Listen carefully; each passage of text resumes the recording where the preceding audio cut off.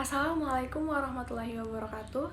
Perkenalkan, saya Artika Tiara Agustiani dari kelas A Ilmu Kesehatan Masyarakat dengan NIM 100112823280034. Baiklah, di sini saya akan membahas mengenai aktor kebijakan. Sebelum membahas lebih lanjut mengenai aktor kebijakan, kita harus tahu terlebih dahulu apa dan siapa sih aktor kebijakan. Nah, menurut Ness et al., aktor kebijakan itu orang-orang yang memiliki kepentingan dan dipengaruhi isu strategis atau masalah kebijakan yang berkembang, termasuk pula yang memiliki kekuatan untuk mempengaruhi isu masalah.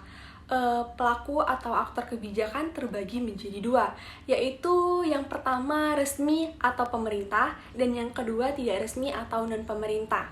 Nah teman-teman, resmi atau pemerintah itu terbagi lagi menjadi dua, yaitu agen pemerintah atau birokrasi dan presiden atau pemimpin atau pejabat negara lainnya seperti eksekutif, legislatif, atau yudikatif. Aktor tidak resmi atau non-pemerintah juga terbagi menjadi dua, yaitu kelompok kepentingan, partai politik, individu, kelompok yang bisa mempengaruhi kebijakan seperti dokter, perawat, apoteker, pihak rumah sakit.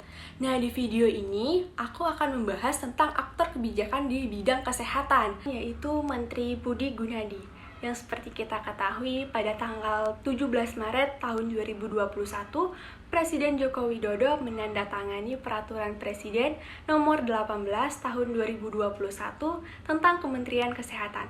Penerbitan Perpres ini merupakan tindak lanjut ditetapkannya Keputusan Presiden Nomor 113/P Tahun 2019 tentang pembentukan Kementerian Negara dan pengangkatan Menteri Negara Kabinet Indonesia Maju periode tahun 2019 sampai 2024. Nah, Menteri Kesehatan Budi Gunadi Sadikin merombak jajarannya untuk mengawal transformasi sistem kesehatan yang kuat dan tangguh dalam merespons bencana kesehatan global maupun nasional.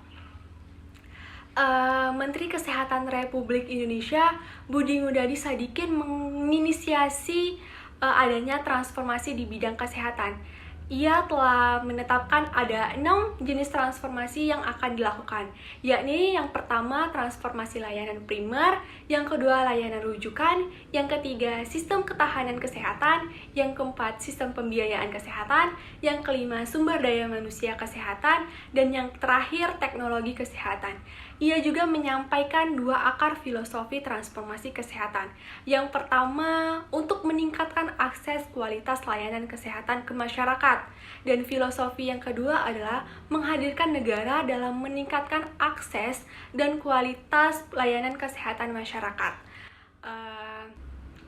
Adanya perubahan itu membuat Badan Litbangkes bertransformasi menjadi Badan Kebijakan Pembangunan Kesehatan atau BKPK, yang mengemban fungsi perumusan, penetapan, dan pelaksanaan kebijakan di bidang kesehatan masyarakat. Dengan demikian, tidak lagi terdapat fungsi penelitian dan pengembangan yang selama ini melekat di Kementerian Kesehatan melalui unit organisasi Badan Penelitian dan Pengembangan Kesehatan atau Badan Litbangkes.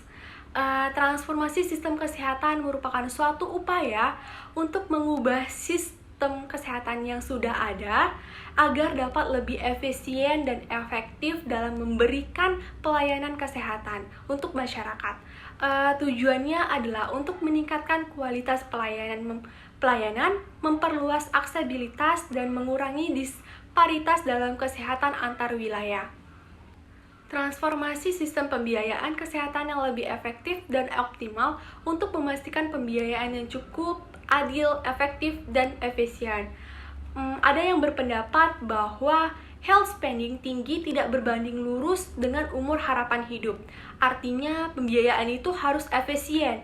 Menurut saya, kebijakan yang telah diterapkan ini sudah sangat bagus untuk kesehatan yang lebih efektif. Namun, transformasi sistem kesehatan bukanlah suatu upaya yang mudah atau suatu proses yang mudah. Ada banyak tantangan yang harus dihadapi oleh pemerintah dalam pelaksanaannya. Salah satu tantangan utama adalah kurangnya sumber daya manusia dan finansial di daerah-daerah yang terpencil. Besar harapan saya dengan adanya transformasi sistem kesehatan ini dapat mengatasi masalah kesehatan yang ada dalam masyarakat. Mungkin cukup sekian dari saya akhiri wabillahi taufiq wal hidayah. Wassalamualaikum warahmatullahi wabarakatuh.